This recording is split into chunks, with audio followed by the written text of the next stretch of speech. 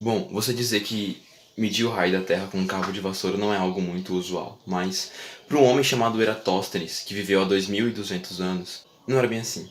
Ele era um astrônomo, geógrafo, filósofo, historiador, crítico de cinema não, de teatro, poeta e bibliotecário de uma das maiores bibliotecas que já existiu, a Grande Biblioteca de Alexandria.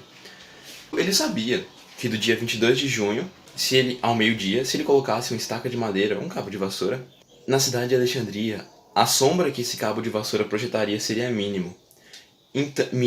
Então, ele se deparou com a informação de que em Siena, ao meio-dia do dia 22 de junho, a mesma data, o sol iluminaria o fundo de um poço sem sombra alguma. Isso quer dizer que o sol estaria acima de Siena. Mas como Alexandria, a estaca de madeira projetava uma sombra, isso quer dizer que o sol não estaria acima de Alexandria. E isso não era muito possível, mas ele pensou, bom, isso não é possível em uma terra plana.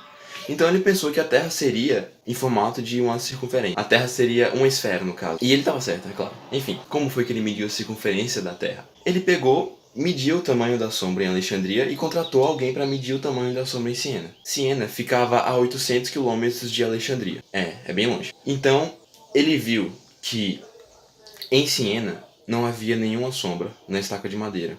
Em Alexandria a sombra era mínima. Ele mediu essa sombra e viu que a sombra era 1/8 do tamanho da estaca. Bom, se a gente pega a luz do sol incidindo na Terra, ela vai até o centro da Terra, certo? E nessas duas sombras, ele pegou e imaginou que elas fossem até o centro da Terra também, assim como a luz. E viu que lá no centro, no caso lá no centro, isso faria um ângulo de 7,1 graus. Isso quer dizer a mesma coisa que 1/50 de um círculo. Então, para medir o raio da Terra, como esse ângulo equivale a 1/50 de um círculo e a distância de Alexandria até Siena era 800 quilômetros, ele fez uma regra de 3 simples, multiplicando 50 por 800, que no caso seria o tamanho da circunferência da Terra. E com a circunferência da Terra, ele descobriu o raio, ele tinha conhecimento de geometria plana, geometria euclidiana, e descobriu o diâmetro, possivelmente descobriu a área, obviamente descobriu a área. E o mais incrível é que o erro dele foi mínimo, foi próximo de 5%, algo que pra época é simplesmente incrível. O resultado foi de 40 mil quilômetros. E hoje a gente tem um resultado da circunferência da Terra de 40.075 quilômetros.